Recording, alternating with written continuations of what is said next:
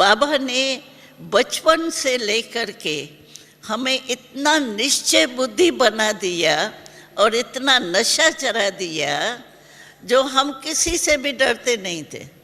भले छोटे थे, लेकिन कोई भी आ जावे, बाबा हमको कहते थे, बच्ची तुम किससे भी घबराना नहीं, चाहे प्राइम मिनिस्टर हो, चाहे मिनिस्टर हो, कोई भी हो, वीआईपी हो, वीवीआईपी हो, लेकिन तुमको पता है कि वो है वीवीआईपी, लेकिन उसको ये ही पता नहीं है कि मैं कौन हूँ।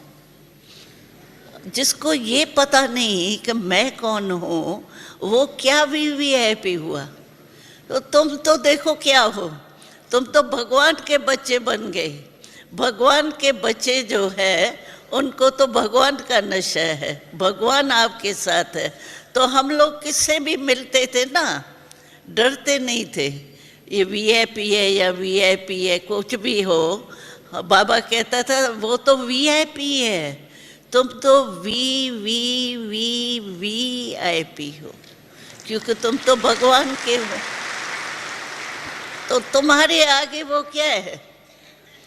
तो हम उसी नशे से चलते रहे, और आज हम प्रैक्टिकल में देख रहे हैं कि जो बचपन के बाबा का वरदान हमको मिला, विश्व कल्याणकारी बनेंगे, आज विश्व में कोई स्थान नहीं रहा है जो हमको बाबा ने सेवा पर नहीं भेजा।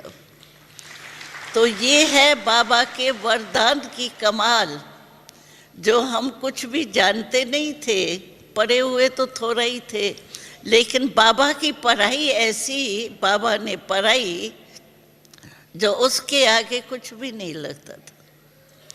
और ऐसे फलक से बोलते थे, तुम क्या समझते हो, हमको भगवान ने ये वरदान दिए है, भगवान ने हमको पढ़ाया है, भगवान की सेवा में हम जा रहे हैं, आपको मदद करनी चाहिए, क्योंकि देश के बड़े हो तो हमको जो भगवान ने सेवा दी है वो देश के कल्याण के लिए दी है। मिनिस्टर वगैरह सभी को कहते थे आपको सहयोग देना चाहिए, क्योंकि देश के बड़े हो तो आपको भी तो देश का ख्याल है ना। तो हम तो ईश्वर द्वारा देश के कल्याण की सेवा कर रहे हैं, आपको मदद देनी चाहिए।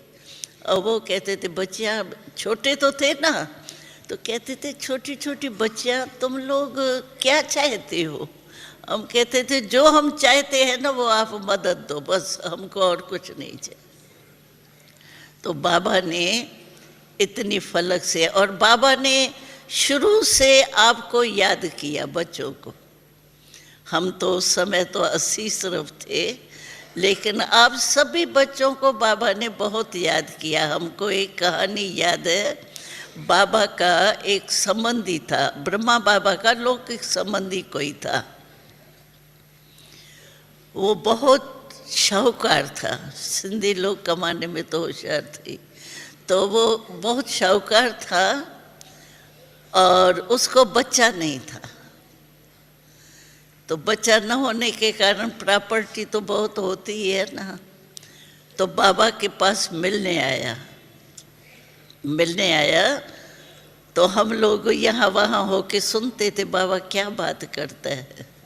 तो उसने बाबा को कहा, बाबा मुझे, दादा कहते थे तभी तो लौकिक संबंध था ना, दादाजी मेरी एक बात मान जाओ बस, फिर मैं सारी प्रॉपर्टी आपको दे दूंगा। क्या बात?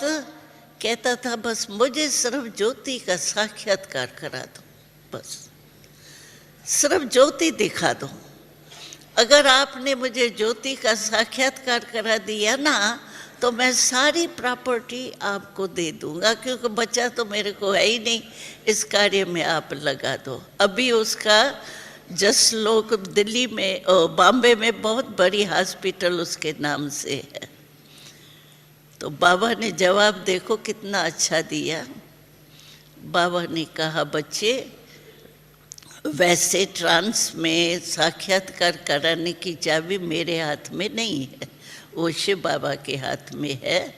लेकिन मैं शिव बाबा, तो कहा बाबा आप शिव बाबा को कहो ना, आप तो कह सकते हो ना उसको, उसको ये कह दो कि मुझे साक्षात्कार करा देना तो मैं सब कुछ आपको दे दूंगा। बाबा ने कहा कि ये हमारे ज्ञान का ला नहीं है कि मैं सिर्फ तेरी ही धन को स्वाहा कराऊं।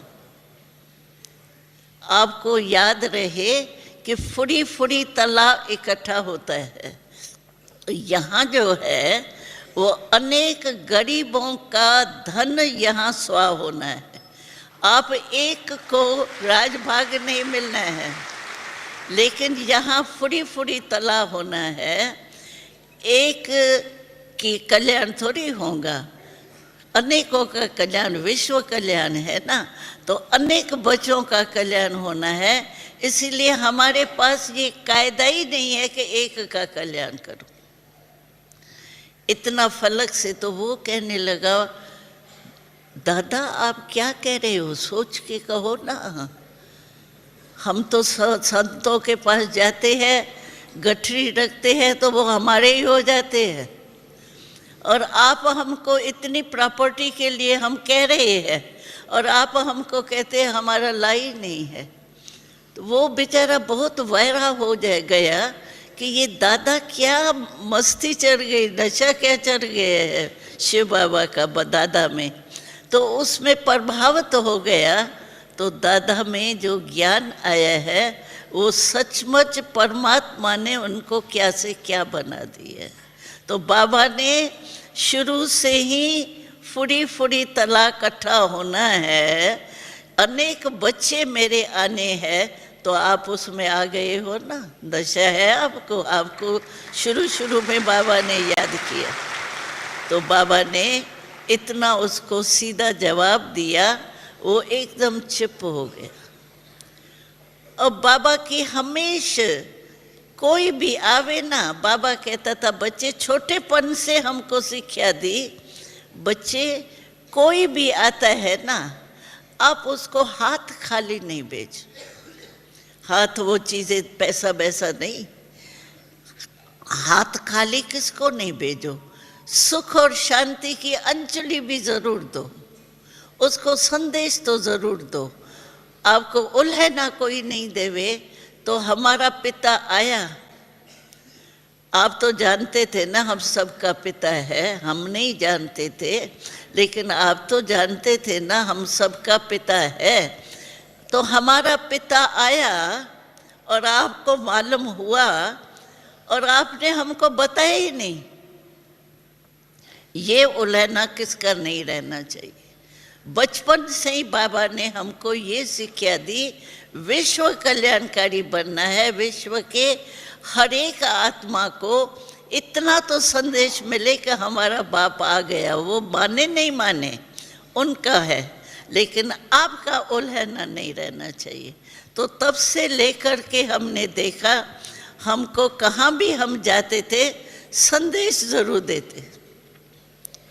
परमात्मा पिता का कार्य चल रहा है, ये हम ज़रूर सभी को संदेश देते थे। भले पहले हमारे एंटी पार्टी भी बहुत थी, और हम जब सेवा पर निकले हैं तो सफ़ेद वस्त्र होने के कारण हम किसको पर्चा देने जाते थे ना, तो वो दरवाज़ा बंद कर देते थे। सफ़ेद वस्त्र कुछ वो उल्टा समझते हैं ना, तो वो कहते थे ये हमारे घर में पाँव नहीं रखे, हम पर्चा देने के लिए जा रहे हैं, और वो दूर से ही वो दरवाज़ा बंद कर देते थे। हम कहते थे कोई हर्जा नहीं, इसका भाग्य नहीं होगा, दूसरे का भाग्य होगा, लेकिन हार्ट फेल नहीं होते थे, दिल शिकस्त कभी नहीं होते थे। अच्छा ये नहीं तो बाबा के बनने तो होंगे ना, कोटों में कोई तो बाबा ने कहा है ना, कोई तो ज़रूर निकलेंगे ना। लेकिन ऐसे वायुमंडल में भी बाबा ने जो वरदान दिया, सेवा करनी है, हम बेपरवाही से करते जाते थे। नहीं तो ठीक है।